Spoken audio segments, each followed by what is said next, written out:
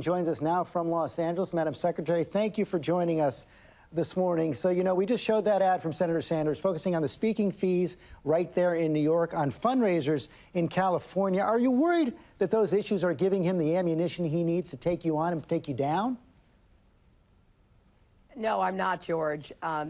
He knows very well that I have been supporting the Fight for 15, that the whole movement behind Fight for 15 that is really fueled by unions and activists has actually endorsed me. So let's look at what's really at stake here. We're having a vigorous back and forth about raising the minimum wage, which we both support. And the Republicans don't want to do that at all. In fact, Donald Trump has said that American workers are paid too much. So I think at the end of a campaign that is certainly hard fought, there are going to be a lot of charges and all kinds of misrepresentations, but I don't think voters are confused by that. They know that I stood with Governor Cuomo when he increased the minimum wage in New York. They know that I've been supporting minimum wage increases and that I want to get from where we are, $7.25 an hour, to the highest minimum wage we've ever had nationally, and keep urging states and cities to go even further. But part of the confusion is that Thursday night, for the first time, you did say that you would sign a $15 federal minimum wage into law. And in the first debates, you actually cited concerns about a $15 federal minimum wage. I want to show a debate in November.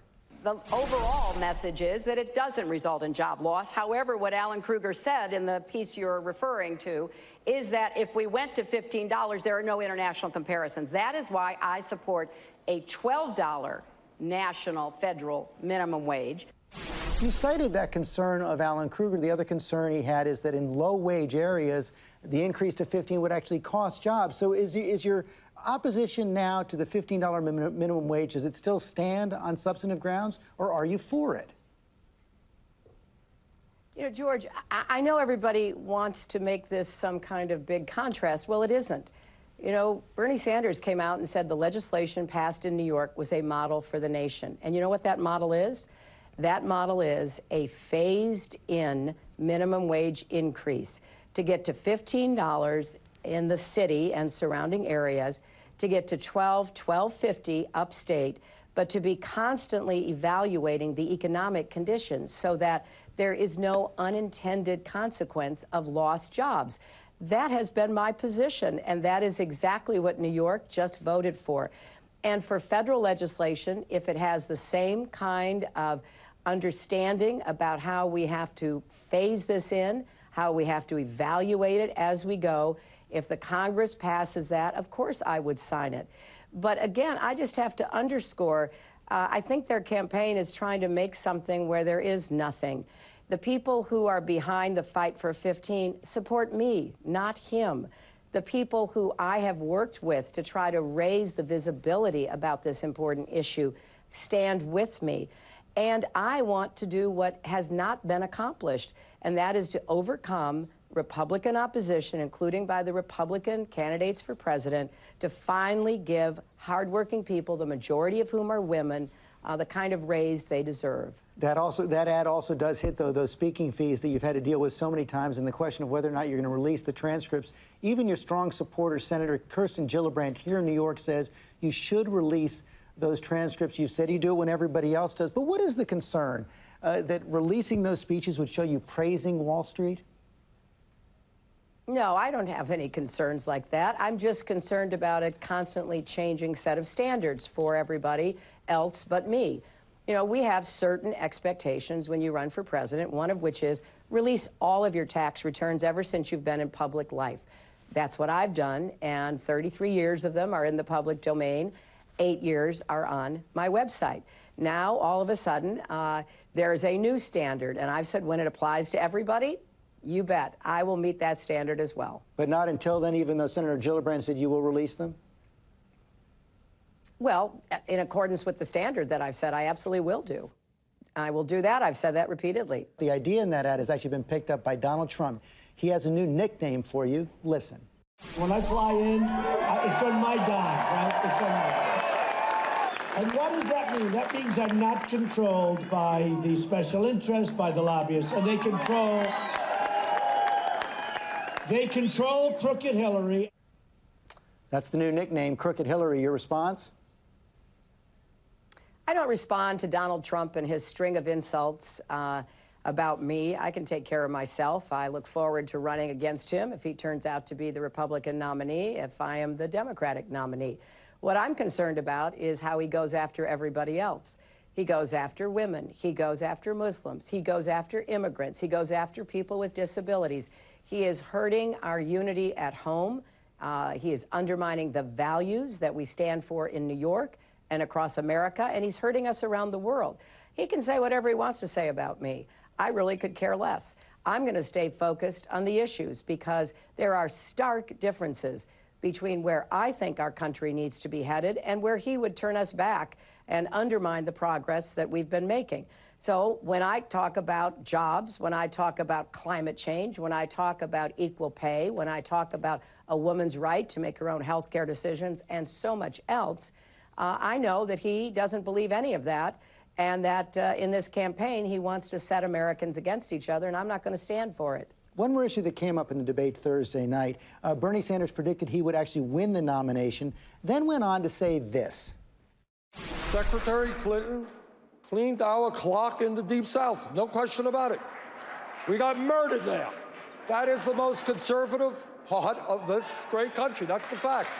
But you know what? We're out of the Deep South now. You know, President Clinton called that a sneering reference to your wins in the South, and your supporter, Congressman Gregory Meeks, said it was demeaning to black voters. Is that how you took it? I don't know what he was talking about because as last time I looked at a map of the United States, the South was a part of our country like every other region, and I'm thrilled to have support. You know, when you win Virginia, North Carolina, Georgia, Florida, those are all states that we can put into play in the general election. When you win Massachusetts and Ohio and Illinois and Missouri and Texas and Arizona and Nevada and a lot of other places, from the north to the south, from the east to the west, that illustrates how far ahead of him and why. Because I value every voter. I'm not writing off any individual, and I'm certainly not writing off any state or region of our country.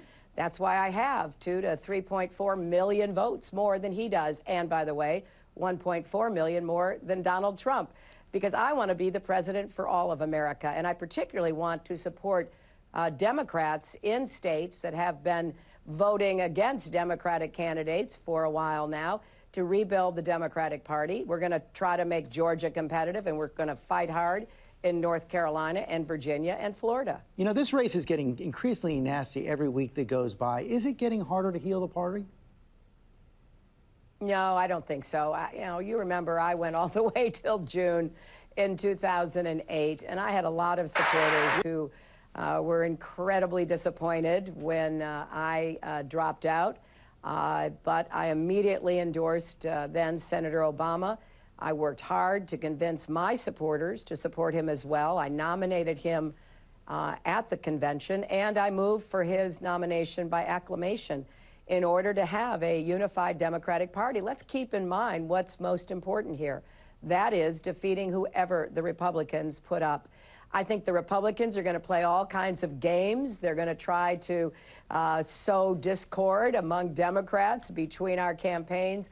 I, for one, am not going to be fooled by that. I'm going to keep working hard in my campaign, and I'm going to hope to secure the nomination and then to work to win the support of the voters who supported Senator Sanders. Your senior senator here in New York, Chuck Schumer, has sponsored a bill backed by the 9/11 families that would give them the right to sue state sponsors of terror in federal court. Now, it's opposed by the Obama administration. They say it's going to expose the U.S. and its officials to retaliation. So who's right here, Senator Schumer or President Obama? I don't really know about that, George. I'll have to look into it. Obviously, we've got to make anyone who participates in or supports terrorism pay a price, and we also have to be aware of any consequences that might affect Americans, either military or civilian, or our nation. So I'm not you don't know about this issue. It's been around for several years. Well, I know I know there's been an issue about it for quite some time. I don't know about the specific legislation that you're referring to, but obviously I'll look into it. Okay, so, but you're not prepared to say now whether you support it or oppose it? I can't. I haven't studied it. Finally, unlike some people, I actually do. I do try to learn what's at the core of any question before I offer an opinion, because you know it's not enough to say what's wrong. I think you got a responsibility to say how you're going to fix it. Finally, on Fox News Sunday last week, President Obama defended you on the email issue, saying he's confident you didn't jeopardize national security, even though he said there was carelessness in managing your emails. Have you ever spoken to President Obama about this, and do you agree with his conclusion that you were careless?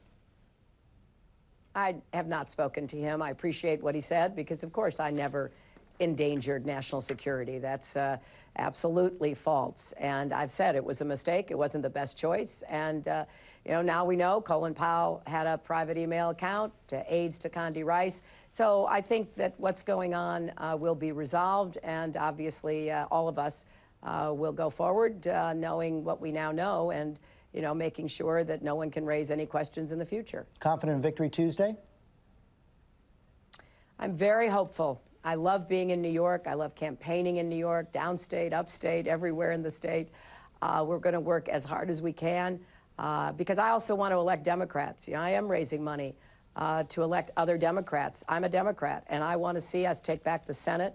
I want to see us have a very strong showing in the House. I want to take back governorships and state legislatures all up and down the ticket.